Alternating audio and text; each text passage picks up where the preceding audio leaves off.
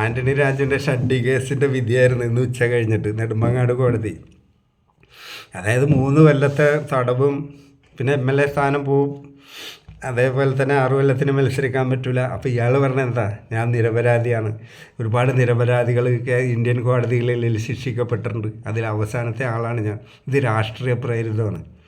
ഈ രാഷ്ട്രീയ പ്രേരിതം എന്നുള്ള വേർഡ് ഞാൻ ആദ്യമായിട്ട് കേൾക്കണത്, നമ്മൾക്കൊരു നീലൻ എന്ന് പറഞ്ഞൊരു മന്ത്രി ഉണ്ടായിരുന്നു.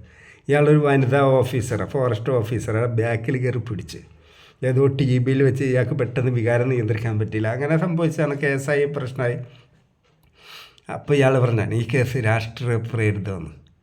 അന്നാണ് ആ വാക്ക് ഞാൻ ഫസ്റ്റിൽ കേൾക്കണത്, പിന്നെ ഇടയ്ക്കിടയ്ക്ക് കേൾക്കലുണ്ട്. അപ്പോൾ ആൻ്റണി രാജു പറഞ്ഞാൽ ഞാൻ നിരപരാധിയാണ്. ഇപ്പോഴും ഈ കേസ് എന്താണെന്ന് അറിയാൻ പാടില്ലാത്ത സാധാരണക്കാരോടാണ് ഇതിനെപ്പറ്റി ഞാൻ വിശദീകരിക്കാൻ പോണത്. അറിയണവരെ ഞാൻ സ്കിപ്പാക്കിക്കോ.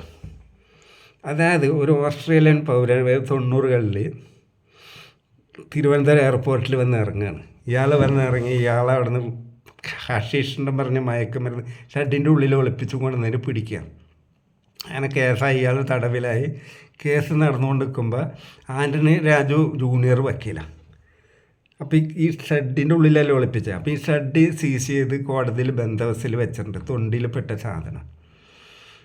ആൻ്റണി രാജു ഒരു ഊടായ്പ ചെയ്ത് കോടതിയിലുള്ള ജീവനക്കാരൻ ക്ലർക്ക് ജോസ് എന്ന് പറഞ്ഞ ഒരുത്തനായിട്ട് ടൈപ്പായിട്ട് ഈ ഷഡ് അവിടുന്ന് മെല്ലെ എടുത്ത് മാറ്റിയിട്ട് ഒരു ടൈലറിൻ്റെ അടുത്ത് കൊണ്ടുപോയിട്ട് അടിച്ച് അളവ് ചുരുക്കി അടിച്ചിട്ട് തിരിച്ച് അവിടെ തന്നെ കൊണ്ടുപോയി വെച്ച്. അങ്ങനെ കേസ് കോടതിയിൽ ഇങ്ങനെ കൊടുമ്പിരി കൊണ്ട് വാദപ്രതിവാദങ്ങളൊക്കെ നടക്കുമ്പോൾ തൊണ്ടി മുതൽ ഷഡ് കൊണ്ടുവരാൻ പറയും. അതിനകത്ത് ആദ്യം ഷഡ് കൊണ്ടിരിച്ച് ഇയാൾ ഇടിച്ച് വെക്കുമ്പോൾ ഇയാളുടെ കാലയിൽ കയറൂല, ഇത് അടിച്ച് ചെറുതാക്കിയതല്ലേ. അങ്ങനെ ഈ പ്രതിനെ വെറുതെ വിടുക. പ്രതിനെ വെറുതെ വിട്ട് കഴിഞ്ഞ് കാലങ്ങൾ കഴിഞ്ഞു പോയി. ഈ പ്രതി ആ ഓസ്ട്രേലിയയിൽ തിരിച്ചു പോയിട്ട് അവിടെ വേറൊരു കേസിൽ പെട്ട് സഹതടവുകാരനോട് പറയാണ്, ഇന്ത്യ എന്ന് പറഞ്ഞൊരു രാജ്യമുണ്ട് കുറച്ച് കിഴക്ക് മാറി, അവിടെ ഞാൻ ഇതേപോലെ കേസിൽ പെട്ടിട്ടുണ്ടല്ലോ, പുഷ്പം പോലെയാണ് അവിടുന്ന് ഊരിപ്പ് വന്നത്. ഞാൻ അവിടുത്തെ ഊരിക്കൊടുത്ത ഷഡ് വെട്ടി തയ്ച്ച് മാറ്റി വെച്ച് അവിടുത്തെ വക്കീലും ക്ലർക്കും കൂടി തിരുമറി ചെയ്തിട്ട് ഞാൻ അവിടുന്ന് സുന്ദരമായിട്ട് 1 കൊല്ലം കൊണ്ട് എസ്കേപ്പായി രക്ഷപ്പെട്ടു പറഞ്ഞു. ഇത് ഈ തടവുകാരനെ ഇൻ്റർപോളിനെ അറിയിച്ചു. ഇൻ്റർപോൾ എന്ന് പറഞ്ഞാൽ മിക്കവർക്കും അറിയാമല്ലോ.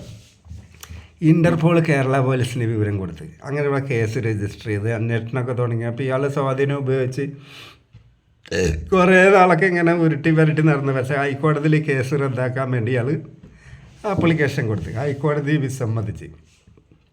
കാരണം ഇങ്ങനെ ഒരു സംഭവം നടന്നിട്ടുണ്ടെങ്കിൽ അത് ഗുരുതരമായിട്ടുള്ളൊരു തെറ്റാണ്.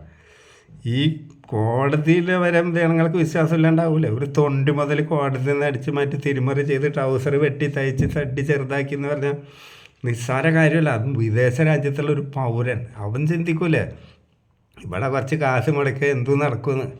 അതൊരു മോശം മെസ്സേജാണ്. ഇന്ത്യ ഏത് കുറ്റവാളികൾക്കും രക്ഷപ്പെടാൻ പറ്റിയൊരു സ്ഥലമാണെന്ന് മനസ്സിലാവും. ഹൈക്കോടതി സമ്മതിച്ചില്ല. അങ്ങനെ ഈ കേസ് രണ്ടാമത് കുത്തിപ്പോക്കി അന്നത്തെ DGP അങ്ങനത്തെ IG ഒക്കെ അന്വേഷിച്ചപ്പോൾ ഈ സംഭവം കോടതിയിൽ എല്ലാത്തിനും ഒരു രേഖയുണ്ട്. ഇയാളവിടെ നിന്ന് ഒപ്പിട്ട് വാങ്ങിയതിനും റെക്കോർഡിലൊന്നും ചെയ്യാൻ പറ്റില്ല. ഇത് കുത്തി പൊന്തുമെന്ന് വിചാരിച്ചില്ല. എങ്ങനെയായാലും അത് റിപ്പോർട്ട് സമർപ്പിച്ച് എന്നിട്ട് ഈ കേസ് എഴഞ്ഞ് പോവുകയായിരുന്നു. ഇയാളുടെ രാഷ്ട്രീയ സ്വാധീനം പിന്നെ മാധ്യമങ്ങളിൽ ഇത് വാർത്തയായി. ചിലപ്പോൾ ഇയാളുടെ ശത്രുക്കൾ രാഷ്ട്രീയക്കാരൊക്കെ തമ്മിൽ ഇതാക്കി ഏതായാലും രണ്ടാമത് കേസ് കുത്തി പൊങ്ങി. അങ്ങനെയാണ് ഇത് ശിക്ഷ കിട്ടിയത്. ഒന്നില്ലെങ്കിൽ 2.5 കൊല്ലം നമ്മുടെ ഗതാഗത മന്ത്രിയായിട്ട് ഇരുന്ന ആളാണല്ലോ. ഇത്തരം തട്ടിപ്പ് ചെയ്യണ ഒരാളൊക്കെ തന്നെ ഉള്ളൂ നമ്മളെയൊക്കെ ഭരിക്കാൻ. ഏതായാലും ഷഡ്ഡി കേസ് ഇതിനെപ്പറ്റി അറിയാത്ത ആൾക്കാർക്ക് വേണ്ടി ഞാൻ വന്നതാട്ടോ. അപ്പോൾ അത്രേ ഉള്ളൂ. നമസ്കാരം.